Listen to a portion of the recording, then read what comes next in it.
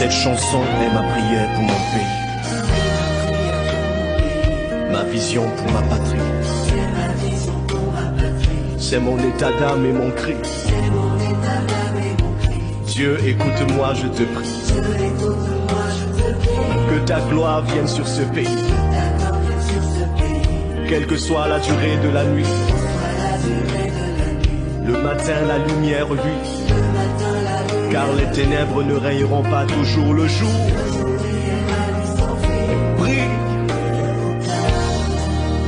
Lève-toi, Cameroun. Rayonne de tous tes feux. Envole-toi, Cameroun. Vole, divin potier mou. Nous sommes malades de tant de mots. Contre l'ennemi garde. Éternel Dieu, sauve la nation. Sauve-nous, Seigneur, pour l'amour de notre chère patrie. Le travail et la paix aussi. Deviennent en nous esprit et vie. Oh, pour qu'avance notre pays. Que le peuple et ses dirigeants aient de nouveaux cœurs repentants. Oui, qu'ils soient responsables et conscients. Pour un renouveau. Oui. Réponds à ta destinée. Brille de toute ta splendeur. Envole-toi vers les hauteurs.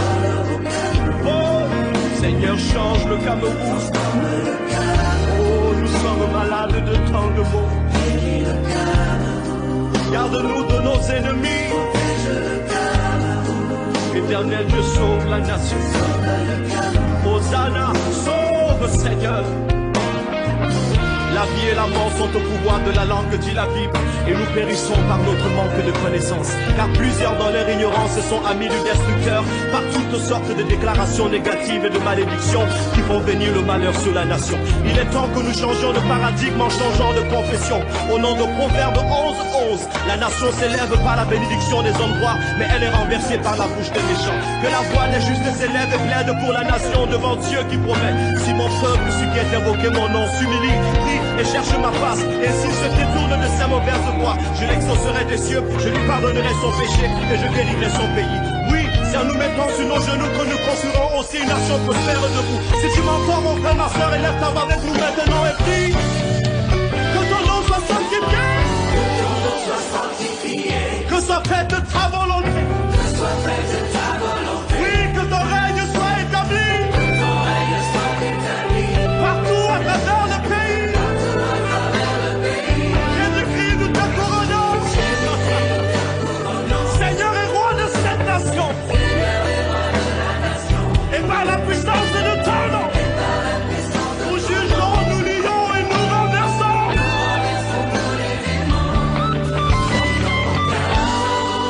Lève-toi, ma nation.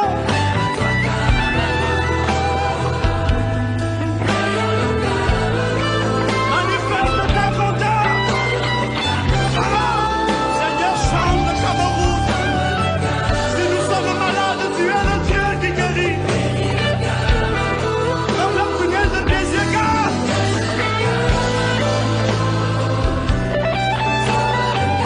Sauve-nous, Seigneur. Si Éternel, tu le bâtis la maison, ceux qui la bâtissent travaillent en vain. Si Éternel, tu le gardes la ville, ceux qui la gardent veillent en vain. Éternel des armées, combat ceux qui combattent le Cameroun. Sauve-nous, Seigneur, et nous serons sauvés. Guéris-nous et nous serons guéris. Sauve!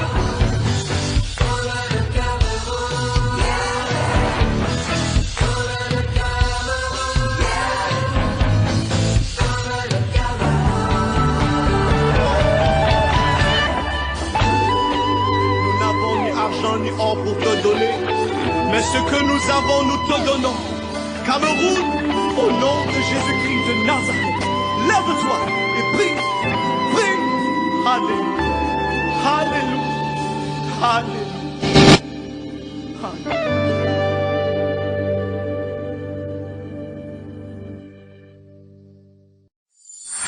Paradis Télévision.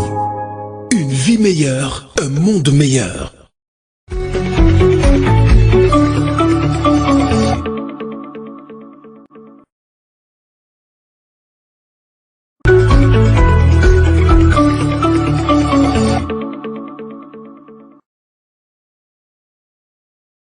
retour dans ce studio, autant pour moi. Alors, très belle vidéo, n'est-ce pas? Très beau vidéogramme de Christian Pondo avec Georges Seba, le grand Georges Seba, et la chorale Chœur Gospel de Paris. Waouh, c'est une chanson qui a été récompensée, n'est-ce pas, du côté du FENAC, comme la meilleure déclaration, n'est-ce pas, à la nation camerounaise. Nous saluons Christian Pondo qui était notre invité, n'est-ce pas, à la dernière édition de la Cour des Grands. Alors ce soir, je vais directement introduire notre invité, n'est-ce pas? C'est un monument. Pour nous, c'est notre monument parce que le principe de cette émission est de célébrer les valeurs que nous avons au Cameroun. Il s'agit bien évidemment du révérend pasteur Alain Ruben Gouet. Bonsoir, homme de Dieu. Bonsoir, Brice. Bonsoir à tous les auditeurs, à tous qui nous écoutent, que ce soit à Yaoundé, enfin partout dans le Cameroun, en Afrique et même dans le monde. Alors c'est un réel plaisir pour nous de te recevoir sur Paradis Télévision pour une deuxième fois, il faut le dire, mais dans un autre format.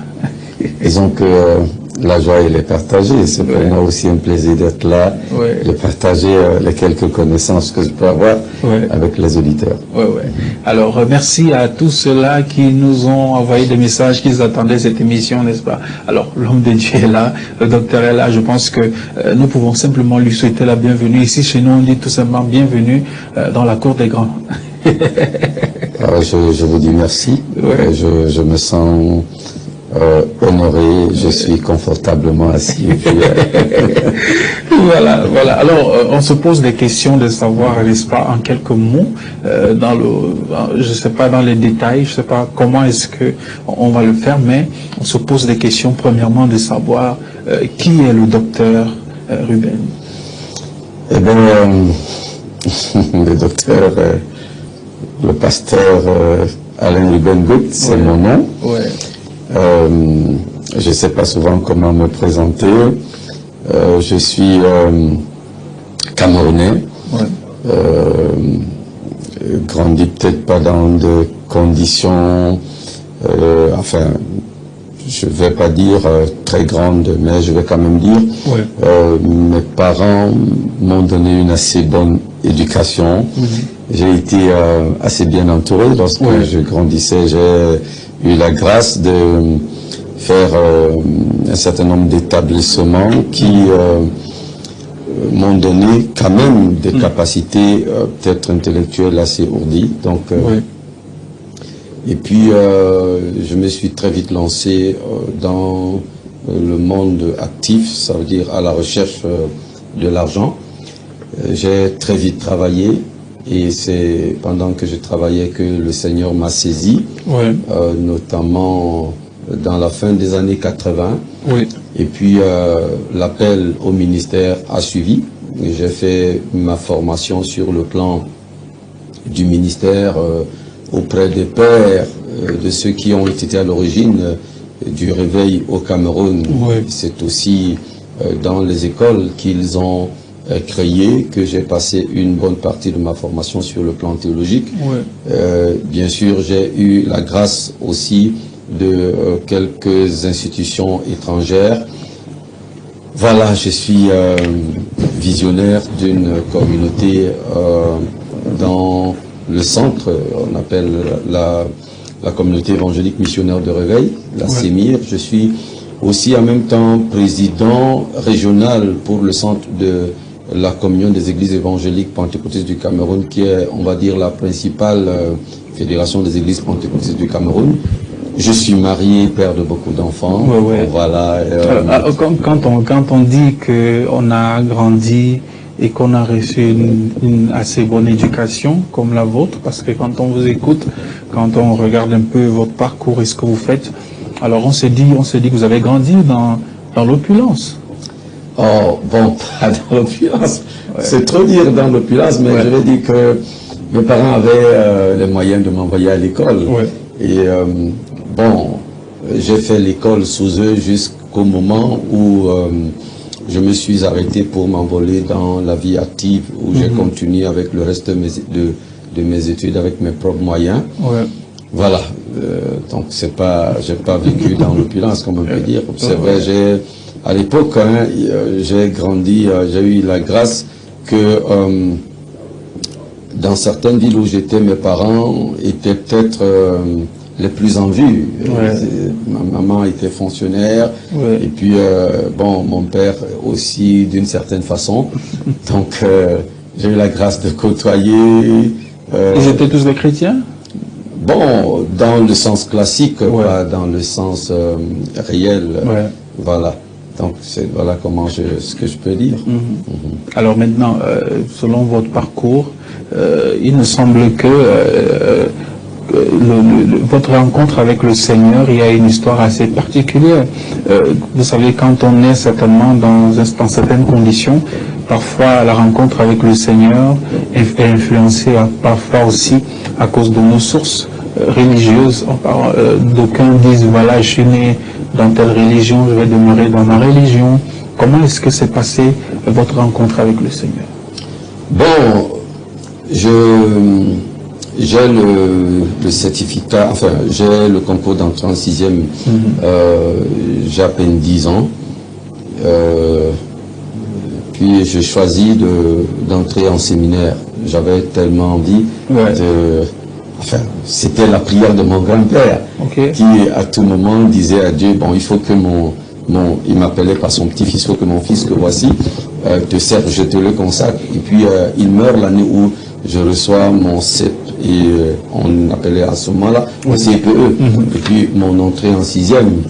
Alors, je me retrouve donc comme ça, mon grand-père que j'aimais beaucoup, il ne me verra pas entrer en 6e.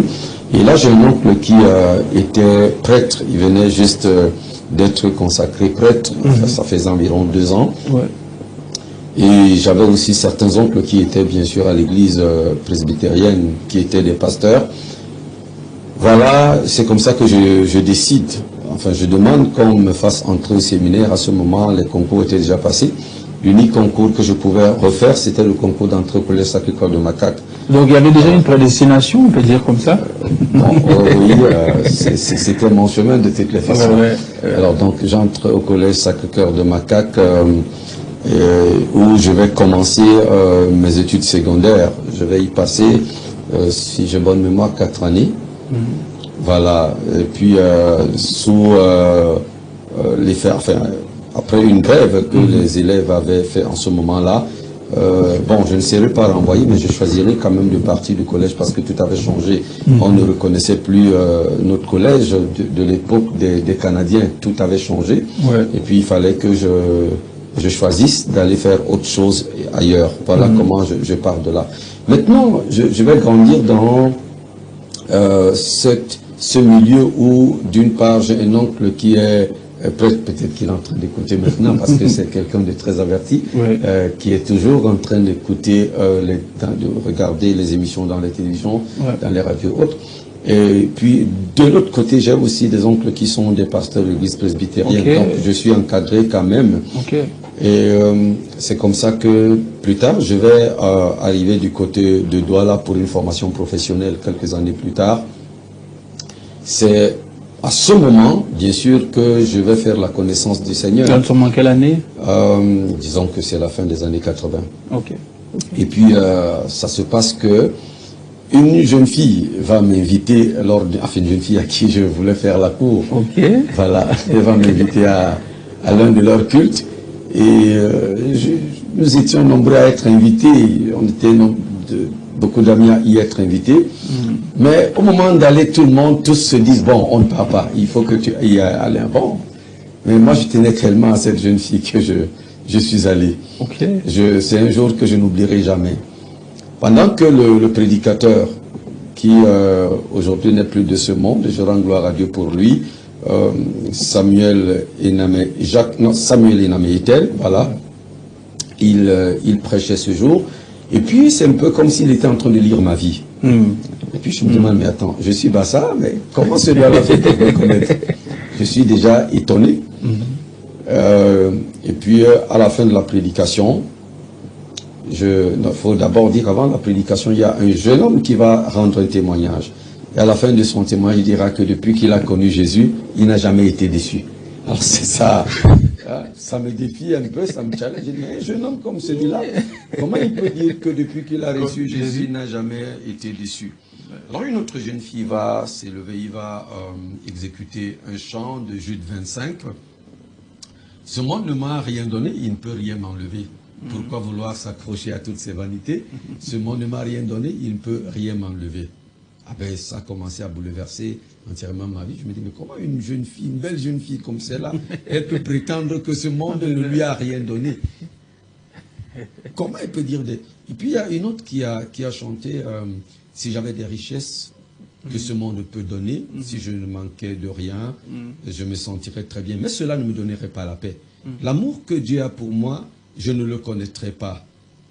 Alors là, je suis totalement déboussolé. Ouais. Vraiment totalement par les personnages déboussolé. et par le message. Oui, oui. Et puis, il y aura un message, comme je dis, je faisais très attention parce qu'à l'époque, on entendait des histoires telles que quand tu vas dans l'église réveillée. Oui, quand tu vas, on appelait à l'époque les assemblées. Okay. À l'époque, on ne connaissait pas les expressions telles que l'église réveillée. On disait assemblée de Dieu. Alors, quand tu vas dans les cultes de l'assemblée de Dieu, il faut faire attention parce qu'on va te taper la Bible dessus. Et si on te tape la Bible dessus, tu vas devenir fou. Du coup, je me tenais à l'écart, donc je ne voulais pas rapprocher les gens de l'église. Je me disais, il ne faut pas que quelqu'un même me touche, il ne faut pas que j'ai un contact avec qui que ce soit. Et puis le pasteur, comme je dis, donc, il va donner un message, je n'oublierai jamais ce message-là. Il va parler de Luc 24, lorsque les disciples, après la résurrection, ils s'en allaient sur le chemin d'Emmaüs, et il disait, nous espérions que c'est lui, Jésus, qui ferait. Il s'était appuyé sur ce mot-là. Nous espérions que. Pour parler des espérances des hommes. Et alors là, j'ai dit, il parlait de ma vie comme s'il la lisait. Parce que j'étais très, très ambitieux. Il était rentré dans mes ambitions pour démontrer que sans Jésus, ce n'était pas possible. Voilà comment, à la fin de ce message, d'abord, je vais être touché dans mon homme intérieur, dans mon amour propre. Et c'est comme ça que je prendrai la décision d'essayer. À l'appel donc de donner sa vie à Jésus, pour ceux qui voulaient donner leur vie au Seigneur Jésus-Christ. Je ne veux pas. Je résiste. Et puis je me retrouve debout. Alors je me retrouve debout. Autre chose qui m'a marqué, c'est que j'ai commencé à fumer déjà au Collège Sacré-Cœur. Donc, j'avais à peine 10 ans lorsque je fumais. Vous savez, le Collège Sacré-Cœur de Maca, qui était à l'époque l'un des collèges privilégiés de tous les grands du pays. Ça veut dire ministres, ambassadeurs, généraux et tout ce monde-là. Et puis, c'était pour la plupart des délinquants. Il faut dire comme ça. Hein. On était là et si tu voulais apprendre une mauvaise vie, il fallait être à côté de ces jeunes-là. Alors donc, c'est comme ça que j'ai vite commencé à fumer. Et lorsque j'allais ce jour à l'église, justement, je suis allé avec ma cigarette et j'ai jeté mon avant-dernier mégot à la porte de l'église. Pour partir de l'église chez moi, il fallait traverser quelque chose comme 6 caisses de cigarettes. J'étais étonné que lorsque je sortais de l'église ce soir-là, lorsque je regardais ces caisses de cigarettes, c'était un peu comme des logis d'enfer. J'avais en horreur, vraiment en horreur ce jour, ne serait-ce que de voir ces caisses de cigarettes. Je suis arrivé chez moi et toute la nuit, j'ai presque pas dormi. Il y avait des choses, des idées qui taraudaient mon esprit. Je pensais à mes amis, à mes camarades de classe qui sont décédés lorsque nous étions encore au collège. Lorsque nous rentrions pour les congés, les vacances, les parents nous avaient souvent donné de l'argent. Et ça, c'est juste le premier culte. Hein, oui. Wow. Et lorsque les parents nous avaient donné l'argent, on disait à l'époque qu'on vole le train. Alors, on faisait la filouterie. Quand on arrivait en gare, avant d'arriver en gare, on contrôlait la position du contrôleur et on descendait pour aller prendre le wagon où il n'était pas. Parfois, lorsqu'on était surpris, on montait, on allait au-dessus du wagon. Et c'est comme ça que souvent, à l'approche d'un pont, tu entendais que quelqu'un a heurté le pont et puis il est mort. L'autre, en volant, on appelait desserrer et serrer. En volant, desserrer ou serrer le train. Il manquait un pas et puis il était sous le train. Alors j'ai pensé à tous mes amis qui sont morts pendant qu'on jouait à ce jeu. Je me demandais où est-ce qu'ils sont partis. Après leur mort, qu'est-ce qu'ils ont, quel est le compte qu'ils ont dû rendre à Dieu de leur vie. Alors, je pensais à mon ami d'enfance. C'est vraiment là le clou de la chose. Parce que lorsque j'ai pensé, il y avait un ami, nous étions comme des frères. Ça veut dire, nous sommes nés la même année, le même mois, la même semaine, dans le même hôpital. Et nos parents étaient des amis. On sommes nés dans le même hôpital et nos parents étaient des amis. Et ils nous ont, bon, je crois que ses parents sont décédés. Alors nous étions tellement amis et nos parents étaient tellement rapprochés que lorsque la maman de cet ami allait au marché, Makanda, c'est comme ça qu'il s'appelait, lorsque sa maman allait au marché, quand elle achetait un vêtement pour lui, elle achetait le même vêtement pour moi. De même, mes parents, c'est la même chose qu'ils faisaient. Quand il y avait un article qui leur plaisait, ils se rassuraient si c'est d'eux. Si c'est pas un père, ils n'achètent pas. Si c'est des jouets, ils achètent en double. Alors c'est comme ça que nous avons grandi jusqu'aux cours élémentaires 1. Bon, moi j'ai eu la grâce de ne pas faire le cours préparatoire parce que lorsque j'étais à la CIL, comme on appelle, donc j'avais les meilleures notes, donc j'étais pratiquement au-dessus du 19, 19 sur 20. Alors les enseignants avaient jugé bon de ne pas m'amener à faire le cours préparatoire. Du coup, je suis allé au cours élémentaire 1. Lui, il est allé au cours préparatoire. Alors, nous avions donc déjà des classes différentes, au point où il pouvait arriver qu'il rentre à la maison avant moi ou je rentre avant lui. C'est alors qu'un jour, lorsque je rentre à la maison, c'était un week-end, mes parents m'amènent, j'avais besoin de voir mon grand-père, on entre dans la voiture, on va au village, et puis on reviendra un peu plus tard dans la soirée, non c'était plutôt un samedi, on reviendra un peu plus tard dans la soirée, et lui il avait fini de faire ses travaux à la maison comme d'habitude, et après avoir terminé ses travaux, la première pensée c'était de venir chez Alain. Tout comme moi quand j'avais fini de faire mes travaux, ma première pensée c'était d'aller chez Makanda, parce que nos parents avaient déménagé, les miens surtout avaient déménagé, ils habitaient comme j'ai dit toujours ensemble, mais cette fois-là les miens ont déménagé, ont occupé une maison qui était de l'autre côté des rails, il y avait une route, les rails et puis une autre route. Et moi, j'habitais de l'autre côté désormais. Alors, il finit donc de faire ses travaux. Il prend son vélo. Il traverse la première route. Il traverse les rails. Quand il monte pour traverser, il rentre sur le grumier. Oh my God. Alors, c'est comme ça qu'il sera écrasé et il meurt. Moi, je rentre du village le soir avec mes parents. Dès que je descends de la voiture, le premier réflexe, c'est que je n'ai pas vu Makanda toute la journée. Je veux traverser la route pour aller chez lui. Une voisine s'écrie, Alain, tu vas où? J'ai dit, je vais chez mon ami. Alors, elle s'écrie, il est mort. C'était ma toute première fois d'entendre l'expression mort. Quelqu'un est mort.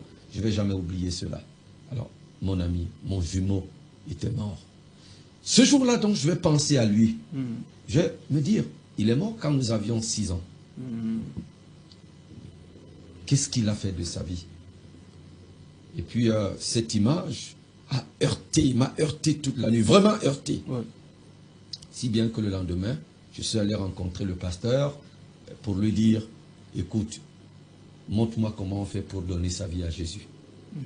Alors c'est donc comme ça que, mais en venant, et toute cette nuit, j'ai oublié de le dire, j'ai fumé près de deux paquets de Marlboro cette nuit pour que ces idées me quittent. Toujours pour les évacuer, j'ai pas pu. Et la journée, j'ai continué de fumer. Alors, je suis donc rentré ce jour rencontrer le pasteur. À l'entrée de l'église, j'ai jeté mon dernier mégot. Quand je suis entré, il m'a amené à me repentir. Et lorsque je ressortais de là, j'étais un homme nouveau. Alors justement, quand on écoute ça, c'est avec beaucoup d'émotion. C'est un peu comme si ça s'est passé il y a quelques jours. Alors comment vous avez grandi donc dans votre foi quand on imagine que, d'ailleurs nous sommes très impressionnés, je suis très impressionné de savoir que seulement après un seul jour de culte, vous avez pu passer des moments comme cela, parce que c'est plus courant, c'est plus monnaie courante de nos jours d'aller à l'église et rentrer étant bouleversé en cherchant vraiment comment connaître le Seigneur. Alors comment est-ce que vous avez grandi jusqu'à ce que vous vous êtes responsabilisé? Ben déjà, ça n'a pas été facile parce que mes parents n'ont n'ont pas gobé, ça a été très difficile. Autour de moi, dans la famille, j'étais la première personne à entrer dans cette sorte d'église.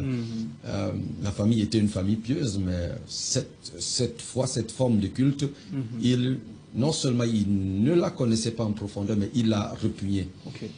Et donc c'était la persécution, c'était les insultes, c'était... heureusement que j'étais déjà dans la vie professionnelle, donc je pouvais me prendre en charge. C'était pas du tout facile, vraiment pas du tout facile. Hein. Je me rendais chez un oncle pour lui rendre visite, il me ferme la barrière, j'entre pas, on envoie des insultes. Je vais dans des rencontres familiales, c'est pas facile. Et bon, mais je rends gloire à Dieu parce que la quasi-totalité de ma famille aujourd'hui s'est donnée au Seigneur Jésus. En voyant ma conduite, je m'étais jamais fâché malgré tout cela. Par moment, on me versait de l'eau. J'étais toujours gai, tranquille, en paix. Voilà, malgré les insultes, j'étais toujours dans la paix avec tout le monde. Et ça commençait à marquer, ça commençait à marquer les gens. Voilà, donc... je rends vraiment gloire à Dieu parce que mes parents, mes oncles, mes tantes, mes cousins, tout le monde, même ceux qui sont des prêtres, ceux qui sont des pasteurs, tout le monde apprécie ma vie, tout le monde apprécie voilà, mon parcours. Alors aujourd'hui, on veut parler d'un sujet assez poignant parce que c'était important de comprendre un peu le personnage, une petite histoire autour du personnage. Alors on a vécu des moments assez particuliers dans notre nation depuis bientôt quelques années et nous continuons de vivre des moments assez particuliers dans notre nation, même pas seulement dans l'Église. Et on sait très bien combien c'est important de connaître d'où nous venons, d'où nous sortons. Et il me semble que nous avons eu tellement de versions d'histoire du Cameroun. On a tellement écouté, on a écouté tellement de choses et puis à un moment donné, nous, ici à Paradis Télévision, avec toute l'équipe, nous nous sommes dit, voilà, avec les questionnements du public, on s'est dit, voilà, il fallait que nous puissions avoir une édition, peut-être une deuxième ou une troisième plus tard, mais on s'est dit qu'il fallait qu'on parle un peu de l'histoire de l'Église au Cameroun. Déjà, avant d'entrer dans cette histoire, alors on se pose la question justement de savoir, vous qui parlez de l'histoire, qui allez nous parler de l'histoire du Cameroun, alors comment avez-vous fait pour entrer en profondeur? Comment avez-vous fait pour avoir ces choses, ces éléments? Ça s'est passé comment? Ça a commencé comment? D'où vous êtes venu cette préoccupation ou cette inquiétude? C'est un appel de Dieu ou encore c'est simplement une passion? Bon, je vais déjà commencer en disant que je crois que vous allez me payer comme consultant. Ah, bon, écoutez, hein, je m'amuse. Je dis souvent, c'est une grâce que Dieu m'a donnée. Je n'ai pas acheté cela. J'ai évolué depuis mon jeune âge dans la foi, comme je l'ai dit tout à l'heure. Les pères de l'église, de ce qu'on appelait à l'époque, je dis encore, on ne le disait pas église de réveil. L'expression pentecôtisme même était très rare. On appelait juste les assemblées ou alors les nouvelles églises. Et par moment, même on identifiait l'église à des personnes. Ça veut dire, on pouvait dire l'église de telle, parce que il arrivait que certaines personnalités, certaines personnes de renom se donnent au Seigneur, et soit deviennent des pasteurs ou des anciens, soit abritent l'église. Et souvent, on leur attribuait l'église. Alors c'est donc comme ça que la plupart de ces personnes m'ont pris en amour. Peut-être parce que il voyait déjà en moi quelque chose de précieux, une grâce de Dieu, peut-être aussi parce que j'étais zélé, peut-être aussi parce que je me montrais assez humble, assez courtois. Et certains parmi eux ont commencé à me poser des questions. C'est pour moi l'occasion de saluer la mémoire de 3 hommes de Dieu qui ne sont plus de ce monde. Papa Samuel Zékion, qui est l'un de ces premiers, qui a commencé à me parler à partir déjà de 1991. Et il me disait toujours, mais Alain, pourquoi tu ne veux pas écrire notre histoire?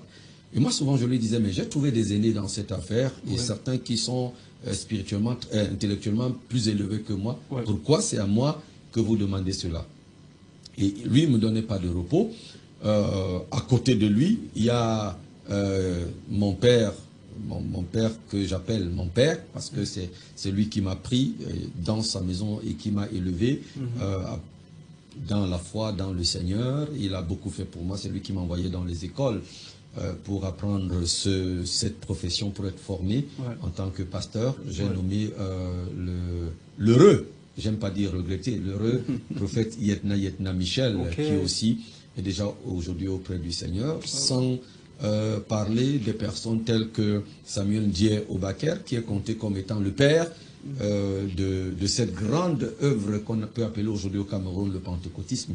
Alors, ils ne m'ont pas donné du repos. Chaque fois qu'on se rencontrait, ils me titillaient. Et je me souviens que dans les années 94, pour fuir cette interpellation, je pouvais prendre le bic, un carnet, et je pose 2 ou 3 questions évasives. Et puis, je feins d'écrire quelque chose pour qu'on ne me rappelle pas qu'il faut que j'écrive. Et donc, c'est dans les années, en début d'année 2000, quand ces papas vont commencer à mourir, que je me suis dit, mais tiens, ils sont en train de partir. N'est-ce pas la raison pour laquelle le Seigneur me parlait au travers d'eux de pouvoir écrire? Déjà, il faut le dire, je suis à l'époque à Tchang. Je suis à Tchang entre 99 et 2000. Et puis là, le Seigneur m'ordonne de revenir du côté de Yaoundé. J'avais beaucoup de projets du côté de Tchang. Et là, il va me donner une parole où il me dira, si tu y vas, je vais te donner les trésors cachés et les richesses enfuies. Alors je me demande, quels sont ces trésors cachés? Quelles sont ces richesses enfuies? Quand je rentre donc, je vois que ces pères commencent à mourir. Je me dis, non, il faut que je réfléchisse. Et du coup, je vais commencer à comprendre qu'il était question certainement de ces trésors cachés-là. Je me mets donc à rencontrer ceux qui vivaient et je prends des renseignements sur l'Église. C'est comme ça que je m'intéresse donc jusqu'en 2015 où, après plus de 10 ans de recherche, je vais sortir ce premier tome dont on vient de voir la couverture tout à l'heure. C'est comme ça que je vais donc sortir ce premier tome sur l'histoire du pentecôtisme au Cameroun. Alors justement, quand on parle de l'histoire de l'Église, du pentecôtisme, il faut le dire, au Cameroun, alors on va se poser la question de savoir sur quelle échelle est-ce que vous vous êtes basé pour établir la chronologie des temps sur ce que vous avez entendu.